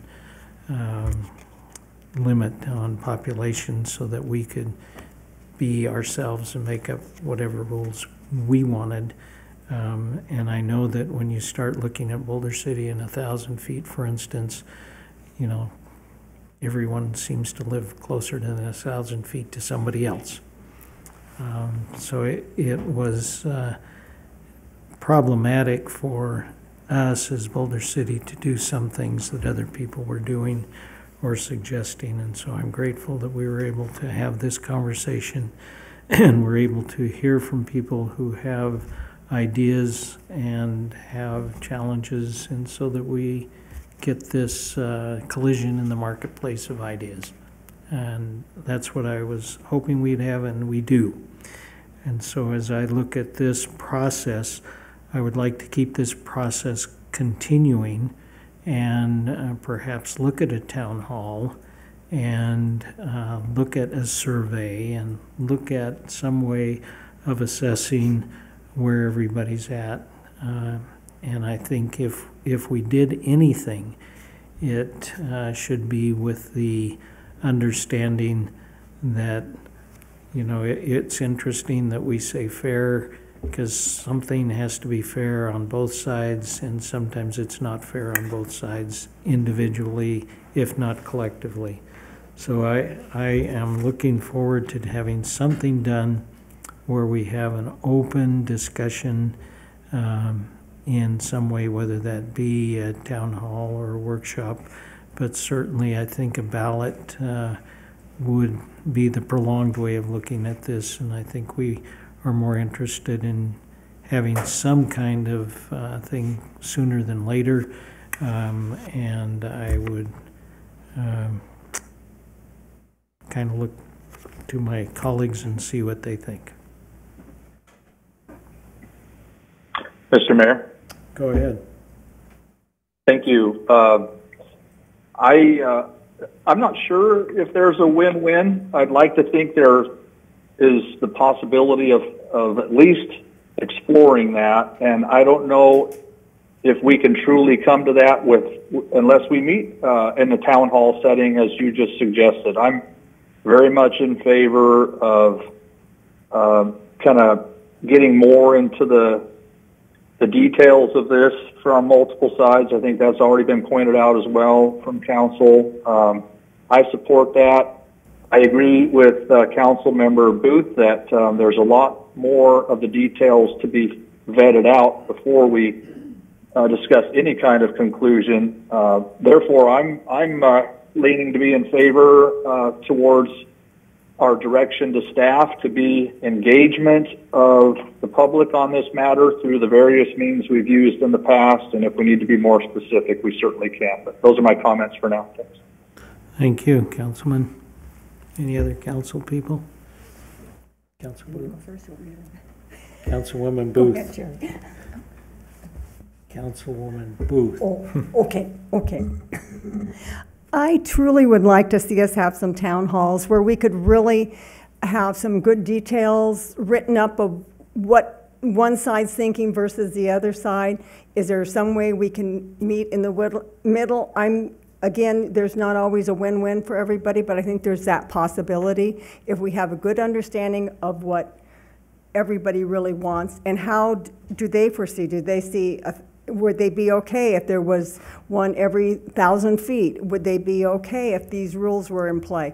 Would they be okay if we had some teeth where we could get rid of these people? Because if we only are going to go out and charge maybe $250 to somebody for having one and causing too much noise, is that enough to stop them? I'd say absolutely not, because probably if they're getting, $4,000 or $5,000 for that rental, $250 is not enough. So I really think going out there and listening to both sides, and I would like to see staff do that to find out what are their ideas of how would you handle this and what would the rules be for Boulder City, and then letting it come back to us to make a decision after we hear what they had to say.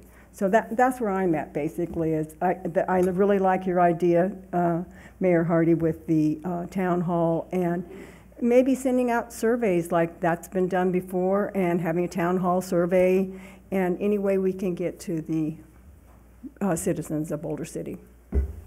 That's all I have to say. Councilwoman Jorgensen. Yeah, I agree with that. I think I initially stated that that's something that I'd be in favor of. I think we need more information from both sides on this. I feel like something definitely does need to be done, that no longer can we just kind of assume no one's doing it, because, and so with that being said, we need to make a decision, and that decision needs to be made by getting the input of those who live here, and that will be the people who either participate in short-term renting or live next door. So we are a small community. We cherish the community that we live in for a lot of different reasons, and we have to just see if this is a fit here. And I think we can do that by engaging the community and understanding what their needs and wants are. Councilman Walton. Thank you, Mr. Mayor. Yeah, I'm in favor if we want to end up with the motion for direction of staff to engage the community and to do it as promptly as feasible. With these comments, I'd like to also make the statement that those currently engaging in short-term rental activities in Boulder City are not operating within the law and our city ordinances. And I would hope that they would take that to heart and maybe suspend operations while we work this out. I mean, we do favor ourselves as a collaborative and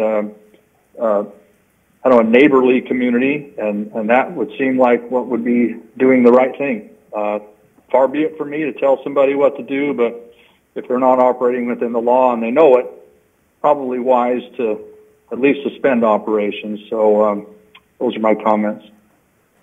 Thank you. I would accept a motion of some kind to include everything that has been said.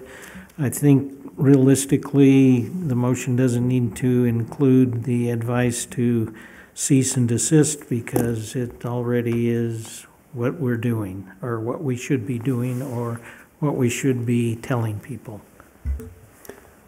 That's correct, Mayor. We do send letters. But anyway, my vision for the community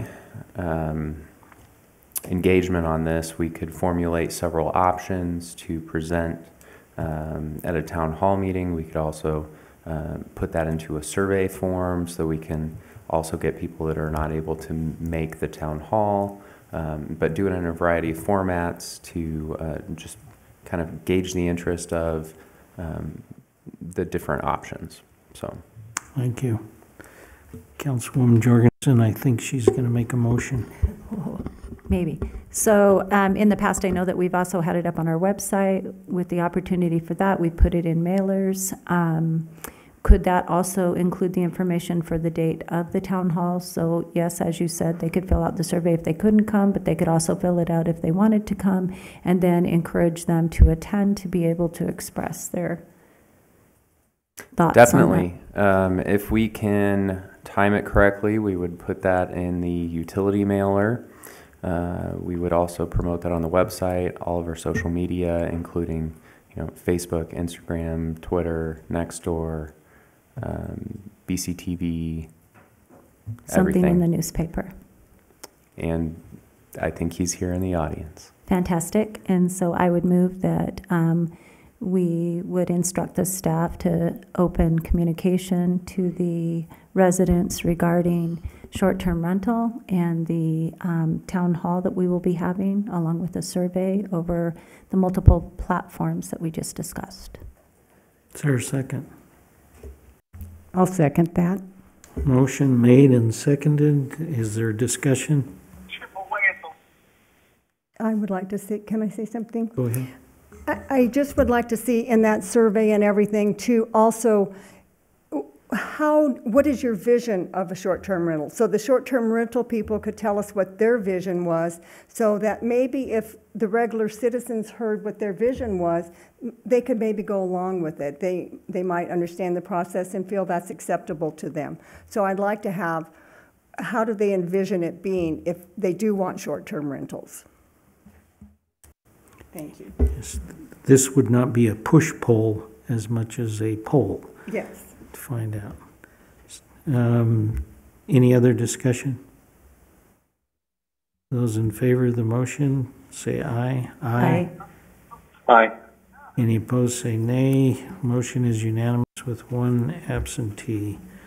Thank you very much for the discussion. Thank you for everyone who has put their opinions and their feelings out. We appreciate that opportunity that we so enjoy in this democratic society. We will now move to item 10, report of proposed legislation introduced in the 2023 session. Madam City Attorney. Thank you. Good evening, Mayor and Council members. Item 10 before you today is the report of proposed legislation during the 82nd session of the Nevada Legislature. The Nevada legislative session is going to end in less than 2 weeks. They adjourn sine die on June 5th. I am proud to report that our bill, Senate Bill 23, which authorizes our redevelopment agency to remove residential area from our redevelopment area to better redirect those property taxes toward public safety at schools, given that it's not a blighted area. So this passed the Assembly 41-0, is headed to the governor's desk for signature, and we do expect him to sign it, so we're very excited about that. In general, you have a report before you. I provided you as a handout an updated list of the bills. There was a major deadline that happened Friday, and those bills that did not proceed past out of the second House committee did not move forward, and so those bills are grayed out on the report for you, as well as just the general status update for the various measures. With that, I'm happy to answer any questions. Any questions? Seeing none, thank you very much. We will move to number 11, City Manager's Report on Claims Paid Report. Could you go down that list one by one?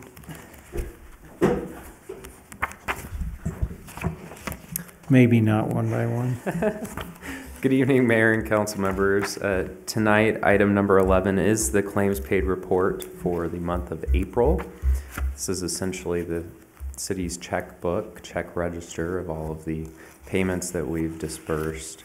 I could go through each one, but I'll stand for any questions. We just want to know, do we still have money in the bank? That's the next item. Anything that you want to ask about the checkbook? No.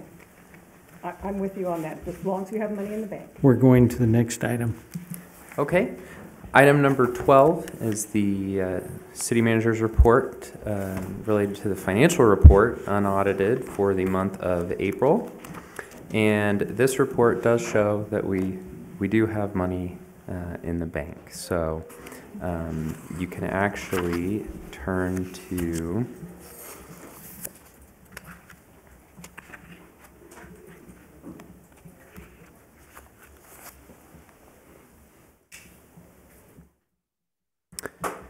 page 377, and you'll see that we have a total balance of $164 million. Can you say that slowly? How much?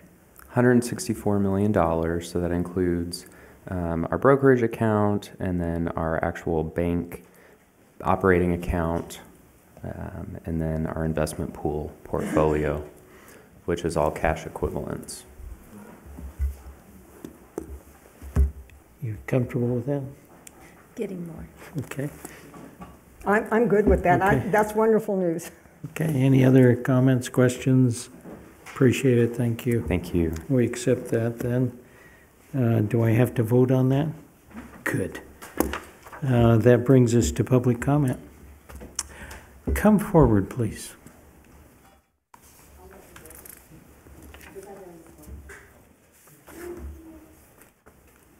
I think we're allowed to talk twice.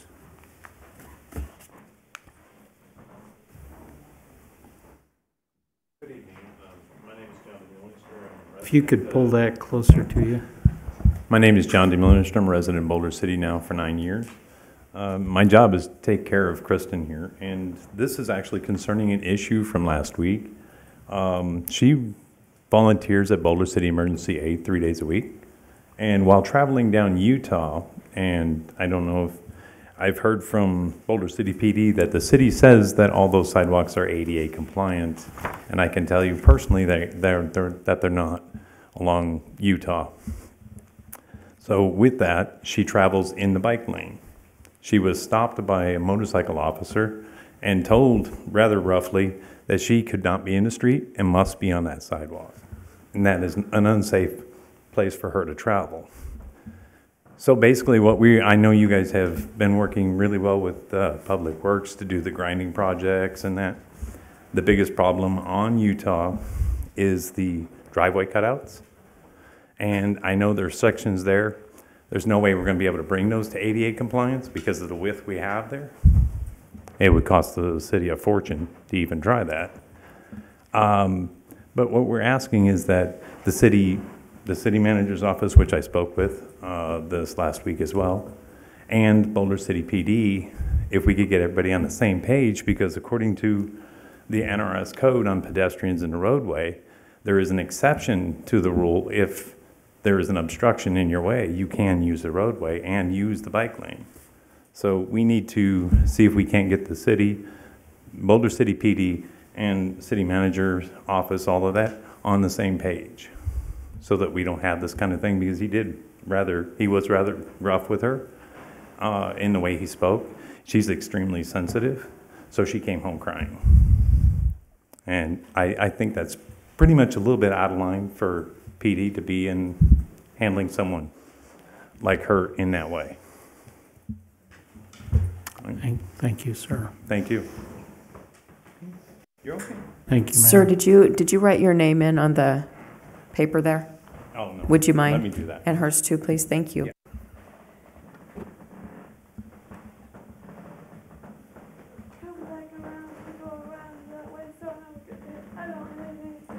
Okay.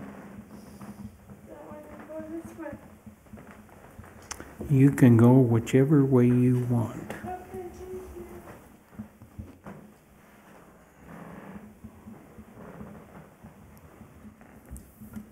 Thank you again. Thank you, sir.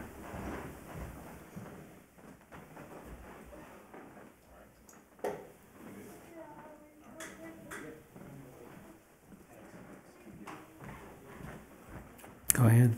I hate to be the one that speaks in multiple public comments, but it's going to be me tonight. So I just wanted to be clear that for me being here tonight, it wasn't about one house or one neighborhood. It's about our community as a whole. And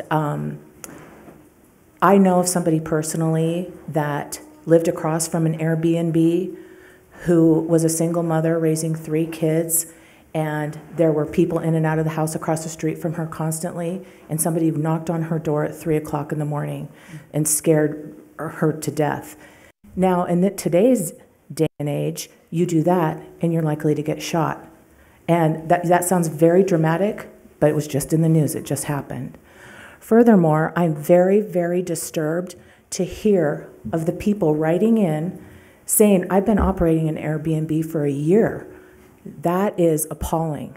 And they did it knowingly and willingly, being against the code, because if they would have thought it was legal, they would have contacted the city and followed the proper process. So that's disturbing.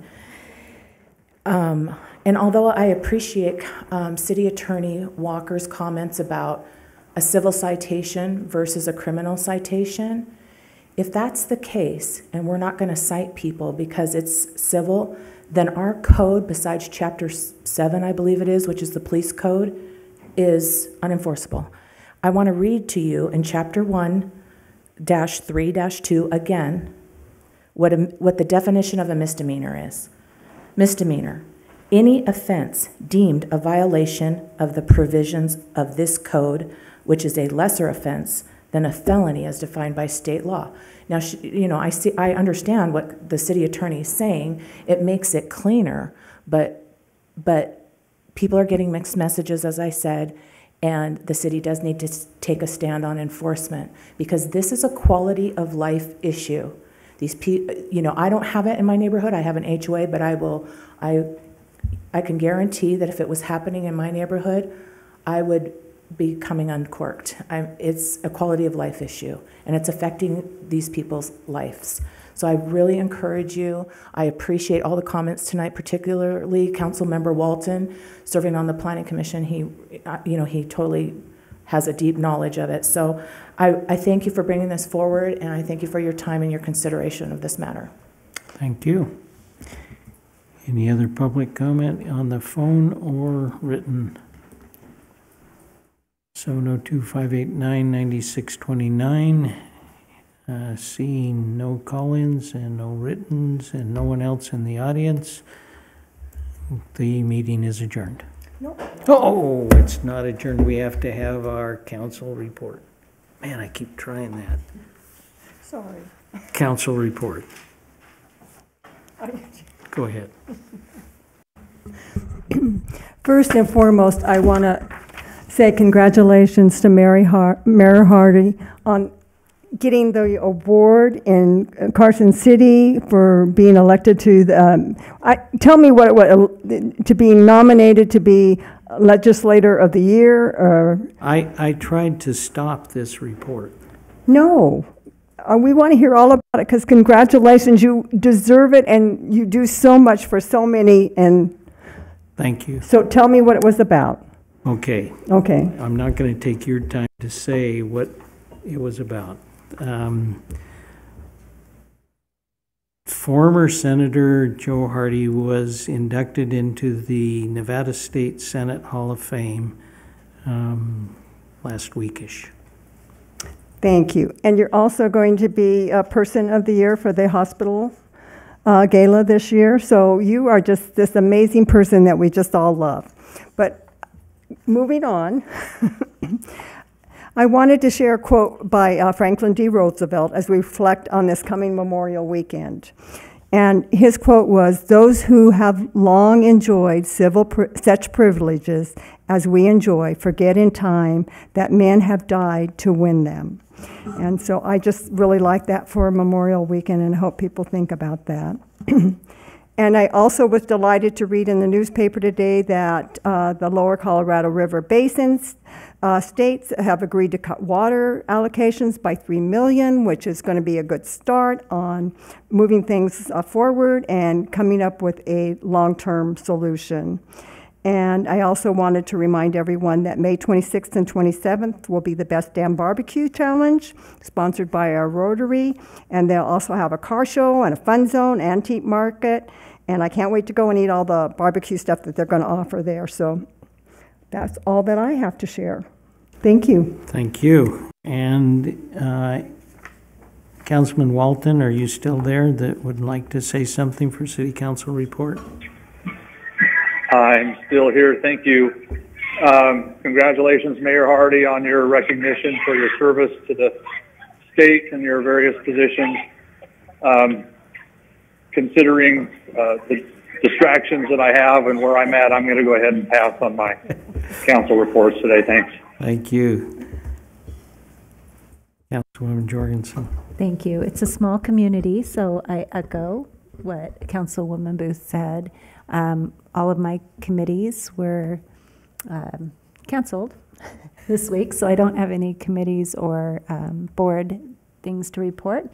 But I did watch, and you can watch, your induction. And I thought it was really nice. One of the things that impressed me was, and I think we see it in our community, I know this is embarrassing and definitely not what you want to hear right now because you're very humble, but the way that you brought both sides of the aisle together and worked for the common good of the state. And I see you doing that in this city. So thank you. Thank you. Is there any other report that we need to hear? Seeing none, meeting adjourned. Nothing to report? He feels over-reported. Yeah. And I did listen to it. I told Dr. Hardy that I learned 2 new things about him. That he went to school in Reno. I didn't know that. I didn't either. Did you grow up there? Or no? Yeah. That was just, and that he was in the military. Yes. So thank you for your service.